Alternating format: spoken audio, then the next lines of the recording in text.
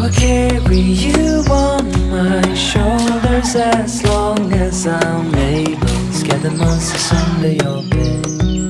Deep and abiding, longing for you is all I need.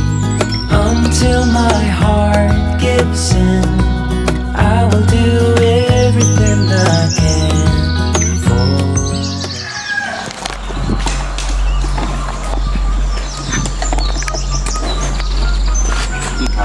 Has? Has ka gini. Oh my God, may ahas mga kalab sa sulod. Dali, may! Ay, ginoo ko, pagkaya-iya. Yan na. May ahas mga kalab. Maliit.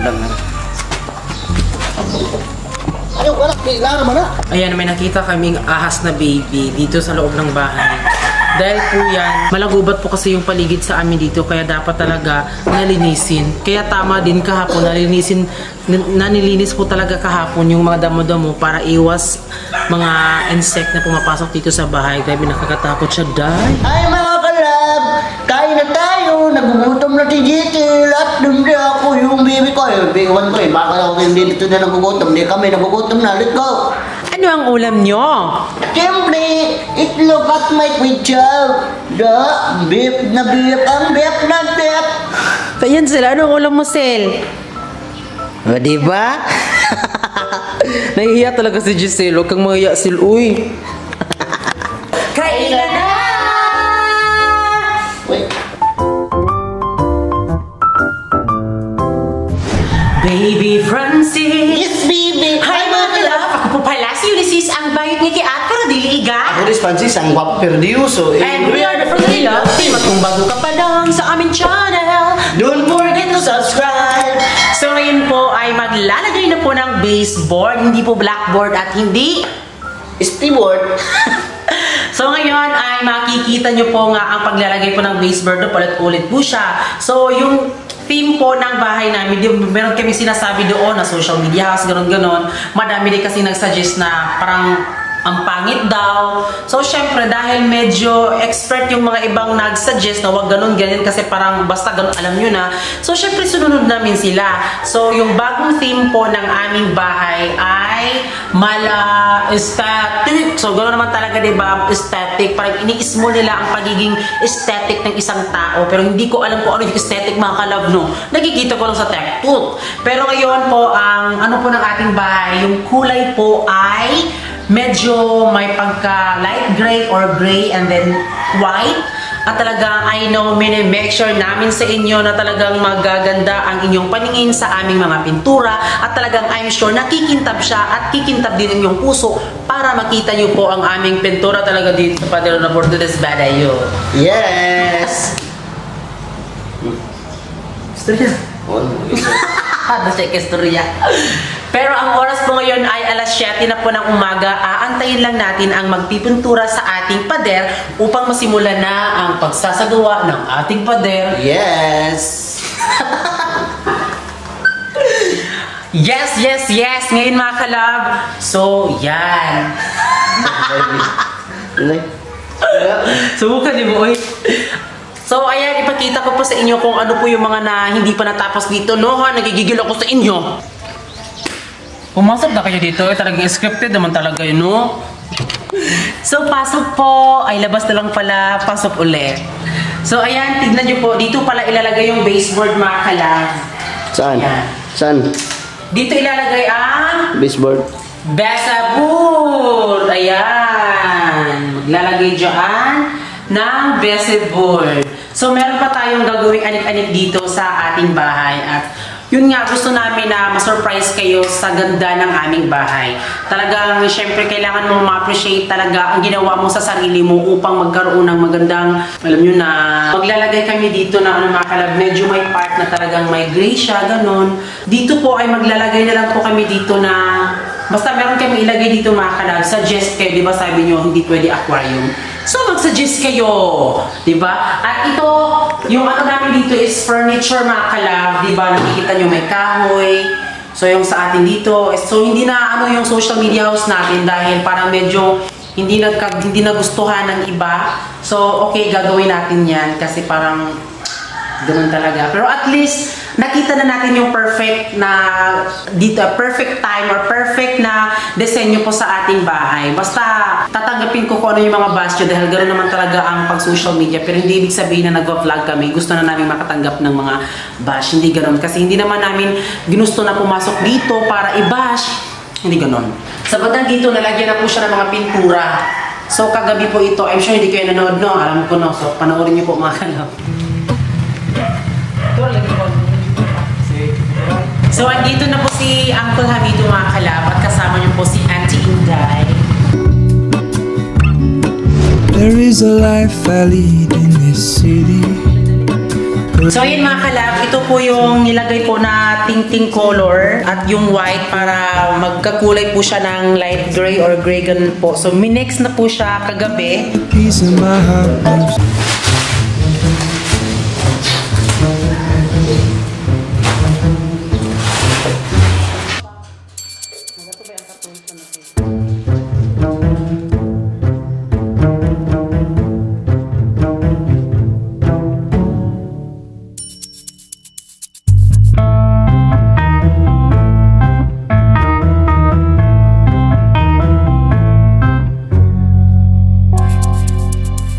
Bye.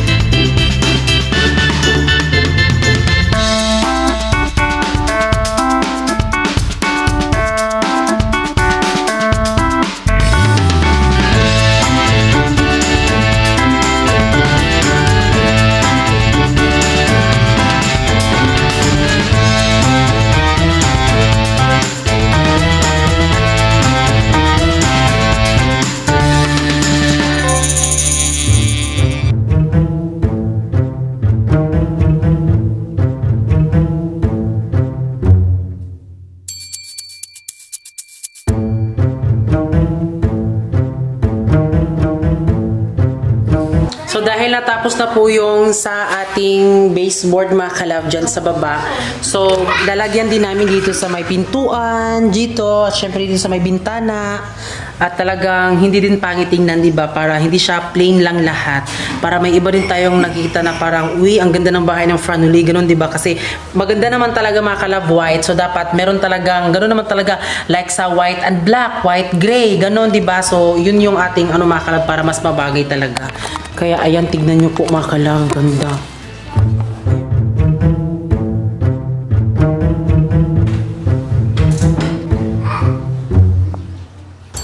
Cellphone.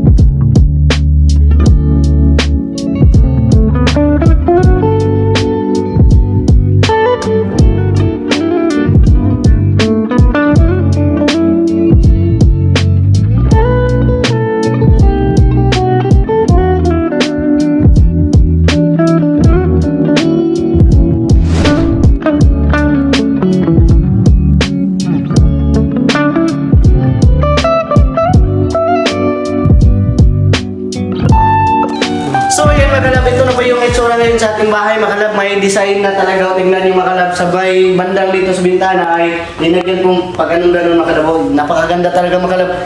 Nakita ko lang ito makalab sa doon sa Butuan City may bahay na para ilang dito sa kon ba? Basta na ganito yung kulay. Panindigan mo yan, ano yon? Basta, nakita ko. Ano nga yun? Yung dito naman sa ibaba makalab, may rebete din makalab. Yan, napaganda talaga yung style na yun sa bahay namin makalab. First time din na makaroon din kami na ganito kagandang bahay. Noon, simple lang yung bahay namin. Napakaliit, pero ngayon malaki talaga yung pagsukli ni Lord sa amin na sobrang laki talaga yung mga bahay namin ngayon. So ngayon, ayan na po yung itsura. Ayan yung sa ating door to door makalab. Tignan nyo. Ayan, napakaganda talaga yung kulay. Grabe mga kalabo, solid siya. Tapos ang nakaganda sa pintura namin mga kalab ay kumikintab talaga siya. Kasi ang ginamit namin na pintura ay gloss white mga kalab at yung ting-ting black na color po. Lamp black mga kalab ang painting color po. Kaya talagang medyo ito po ang kalabasan. Pero nakadepende po yun mga kalab kung paano mo timplahin para po yung kape. Kung paano mo timplahin ang pintura.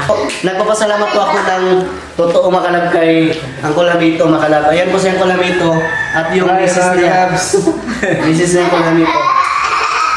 Ayan, maraming salamat kay Uncle makalab kasi napakagaling talaga yung mga design niya talaga. Kuha, di ko ang view. Sobrang ganda. At napansin ko din mga kalab, pagtapos na po na pinturaan po ni Uncle mga kalab, ay kinukuha niya agad yung mga nakalagay po na masking tape. Di ba may iba kasi na medyo tinatagalan pa, pero dito mga kalab, talagang automatic talaga mga kalab sa isang araw na tapos ng punlagyan po ng baseboard mga kalab. Sobrang bilis lang po. Ayan. At syempre bukas dahil Monday po at ngayon po ay Sunday, so oh my God, late naman itong ma-upload mga kalab. So bukas po ay pagpapatuloy po ang paglagay po ng ating skin coat dito sa ating pader sa kusina. So kailangan po siyang isasanding paper pa siya mga kalab, kaya siguro medyo taod-taod kung Bisaya pa no, ginawa ko ano bang Tagalog dyan oy. So syempre medyo later pa mga kalab, no, maano po ito mga kalab, kailangan pa siyang isanding paper para mas maalis pa. Ayan. Pero at least, di ba mga kalab, dito sa ating dining table at sa ating salaset ay syempre natapos na po talaga at ang kulang na lang po ay ang paglagay po ng ating kesame ng pintura. At ayan, dito po sa mga kalab sa kesame namin ay meron po akong ilalagay dyan na wallpaper na medyo plastic po siya na may pagka-crystal diamond mga kalab at talagang inabagay po sa sa tema namin dahil meron po, ito po, naging kulay gray po siya mga kalab. Kaya huwag kayong mag-alala dahil syempre ipapakita ko po yan, i-update lahat po ng ginagawa namin dito sa bahay dahil part po kayo sa amin. At oh my God, maraming salamat po sa support mga kalab. Hindi namin ito maabot talaga kung wala kayo. Kasi kung wala kayo, wala din kami. At wala din kami, wala din kayo. At talagang tinerno ko po sa ref namin dahil kulay gray po yung aming mga kalab. Ayan. Ops! Break time muna! Meron lang kaming ipapakita sa inyo para po sa inyong mga alagang hayop. Vitamins po ito. Ito po ay ang King's VitaPet Multivitamins plus Minerals. Ano nga ba ang King's VitaPet?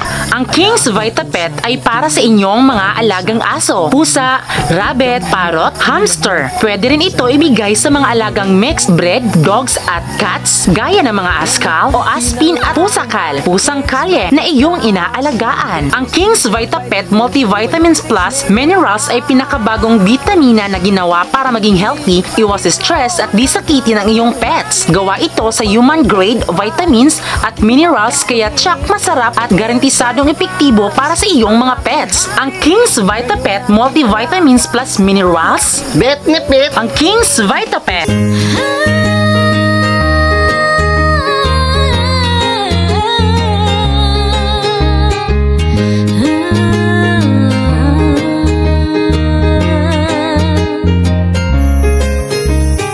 Nailag na sa kadudod